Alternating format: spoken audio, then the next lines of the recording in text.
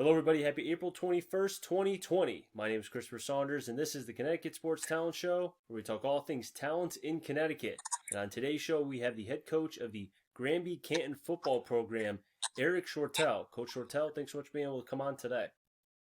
Hey, Chris, thanks for having me. It's a great thing that you're putting together here, and talking to different coaches and players throughout the state. It's excellent. Thanks for having me. I appreciate that, man. But thank you for being able to come on. I know we were just talking about the weather a little bit. I know for myself with the quarantine, days like this, it's like, I want days to be better. How are you dealing with the quarantine? Just taking it day by day. Working from home every day with the kids, the family, and just know every day we're closer to hopefully getting this thing better. We can only hope. But on a brighter side, at least you were able to coach what was a very successful team last year. They were able to make the playoffs, a very hard-fought game against Waterford. We'll talk about that a little bit before we go into your background. But just go into that game a little bit about what happened against Waterford. Yeah, before we even got to the game, talking about weather, the weather gods were already against us, prepping for that week. I think we had, Granby got 18 inches of snow 2 or 3 days before that game, so the kids didn't have school for 2 days, so we weren't able to practice as it was going into a state quarterfinal game. So that didn't make anything much easier, prepping for the game. So we did the best we could there. Then once we're at the game, we battled. We knew that Waterford, they can sling the rock. Their quarterback was fantastic, agile, mobile. He has an arm, 2 good receivers. So we were ready for that, and I think we shut down their pass game. We just couldn't stop their run. They had drives 16, 18 plays. We just couldn't get out there and capitalize when we had the chance. Well, you know what, though? Even though maybe the season did not end the way, your team wanted, you were able to end it 8-2 during the regular season. You really had an opportunity to kind of build, and you have built during your time with Granby and then Canton, to be able to have that foundation as a program. There's 2 players in particular that I want to talk about. Jackson Rome, your quarterback, or now former quarterback because he was a senior, and also Sam Antonisi. Make sure I said that right. Only because, you consider both these players. Antonisi, you talk about as a running back, he's all conference, linebacker all state, and then Jackson Rome, from what I could watch on the huddle video, he seems like he was able to run that triple option better than a lot of kids I've seen in Connecticut. 2 kids are so talented. I was lucky to have them. That senior class was my first class I had as freshmen, so they had all 4 years with me going through my system. And just to see the way those 2 grew and bought into the system, everything from the off season, they lived in the weight room, to get to where they were. Those kids worked hard and it showed. Just fantastic kids. They understood the triple option. Jackson ran it for 3.5 years at the varsity level. Started halfway through his freshman year. And Adnies, we just threw him right into the fire as a freshman. Started first game and played all 4 years. They understood the system. And, we're going to miss them. But they had a great senior year. And we talk about the triple option. You and I have been texting back and forth the last couple of days coming into this interview. You love the triple option. I love the triple option. And I like to, back when Georgia Tech was running it, it was almost unstoppable, even against the great teams. Now, one thing I've always compared the triple option to is kind of like an orchestra, because if one thing is off, then you kind of can hear it, and the music is not as good.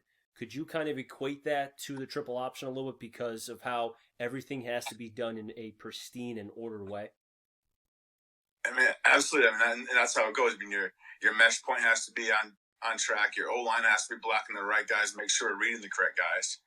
And if that mesh is off a little bit, if that fullback and quarterback aren't on the same page, it can be disastrous. But on the flip side, if they have that mesh down and we're making the right reads, and the offense is tough to stop, especially at the high school level. To tell a high school kid this is your job and then do your job, and that's tough to do from a defensive perspective. And I like how you mentioned how the kids kind of have to buy into that. Because as we know, I've been doing high school games for years now for both football and basketball. You've been a coach since back when you were at your alma mater at Ram, so you know how high school kids are. If they're not buying into something, they shut down just like that. So for you to be able to not just implement something, knowing the talent that you have, but then sell it to the kids and by getting W's at the same time, that's kudos to you, man. Seriously. Yeah, I appreciate that. I think I've been lucky enough to have fantastic kids. They just want to coach and get better and win games. I love the option, but also we have great receivers. I was talented all the way around. So I'm the kind of coach where we'll work with the guys we have, and we'll always mix in the option. We run the option, but we still have your spread plays, some RPOs, some power plays. You have to work with the talent that you have. I'm not going to try to do something that we can't do because we don't have the right personnel. Now, is that something that you've had even going back to your time coaching at Ram? Because that's something I really want to, talk about with you because you go way back to being at Ram.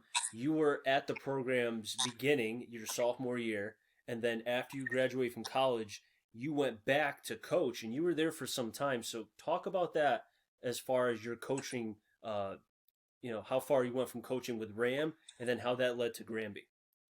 Right. Yeah. I mean, to be honest, when I graduated college back in 2010, I had no idea I wanted to coach. I was still living back at home. I was just going out for a run, and the head coach back then, Tom Hammond, lives down the street from the house I grew up in. And he was driving by and just stopped me on the side of the street. We just caught up, and it was like, "Hey, Eric, we have a coaches meeting tomorrow night. Why don't you come check it out and see what we're all about?" And from there on, that's where became to where I am here today. But yeah, at Ram, I was there for 4 years. I started, with the freshman team. So, starting with freshmen, in my first year as a coach, it was a big change from being a player, knowing what you're supposed to do, and then trying to translate that onto the field with a bunch of freshmen. It was definitely a challenge. But we ran a little bit of option there, but, we keep to the system I was running at Ram, which was the wing T. So we still did a lot of that and slowly interpreted a few option plays over time while I was my 4 years at Ram. And I was also the O-line, D-line coach there as well. Now, during your time at Ram, do you think that kind of allowed you, as you said, you just got out of school, you really, you basically got surprised, said, hey, want to come to a coaches meeting? Yeah, sure, whatever. One thing leads to another. You have every job in the book. Freshman head coach, JV head coach. You were part of the offensive and defensive line with Ram. I mean, you had every job except probably picking up the equipment. You know what I mean? So, I was doing that too. Oh, okay, so there you go. So do you think that kind of molded you into what you are now? Because I've always believed that it's not so much the person at the beginning, because you can mold just like a player. If you have a freshman player, you can mold him like clay into anything you want. But if he's a junior or senior, it's a little bit harder because he's already gone through, a couple years of depending on what it was beforehand. Do you believe in that? Oh, big time. I was lucky to be able to go through the steps. Going from the lower level, moving up to the varsity.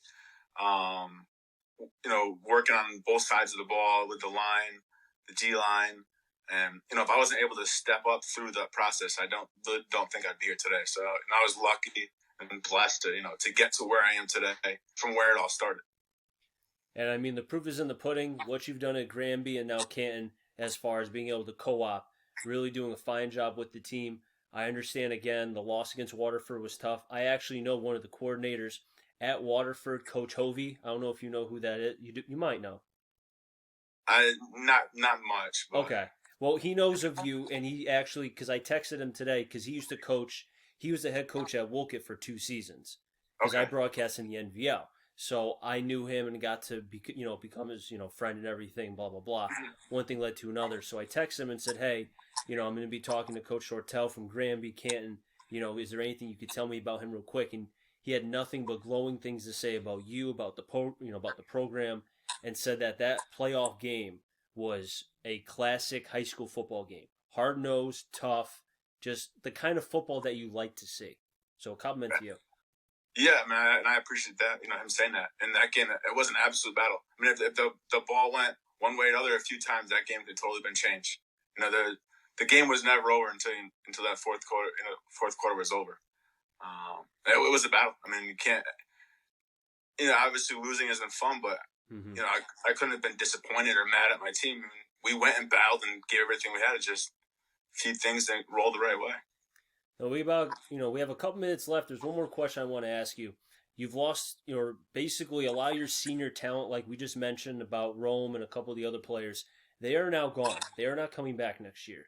So for people who may not know your program or know just enough, but maybe not what they should know, give a little bit of uh, a summary of what could be the team next year or for years to come. Yeah, I mean, we're going to be a young team, but the program's building. I've had the best numbers I've had in my 6 years at Granby in the weight room. We had average 29 kids a day, 3 days a week for our winter program. So it's fantastic. Young kids are buying in, working hard. And our JV team last year went 10-0, dominated every game.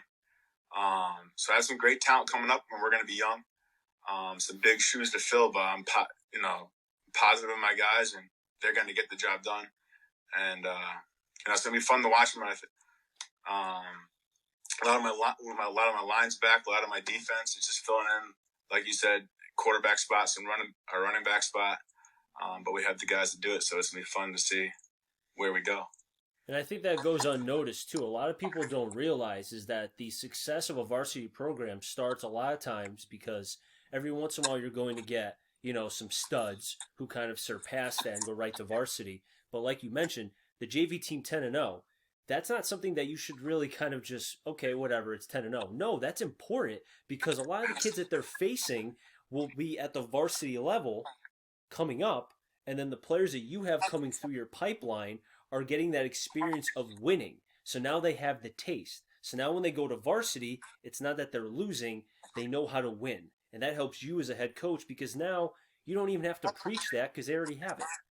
Yeah, absolutely. It's huge. Watching the JV team play this past year, they're fun. Great group of kids. Like I said, they bought into the system. They're working hard. And very impressive seeing how they work in that weight room. And, I just can't wait for this, hopefully, to get started this summer and get these kids start putting them to work because I think we have big things to come again this year. I can tell, Coach, you're excited. I'm excited because I've been following the program since midway through last year. I really love what you're doing. And, we ran out of time here, but hopefully you can come on again late, in the future, in the summer. Hopefully if there's a season, you're always welcome to come back on, man. Love it and I appreciate, you talking to me, and I'm always down to talk football. Hey, so am I, Coach. Thanks again. We'll catch you back here next time. All right, take care. That'll wrap things up here on the Connecticut Sports Talent Show. So until next time, have a safe and happy day, everybody.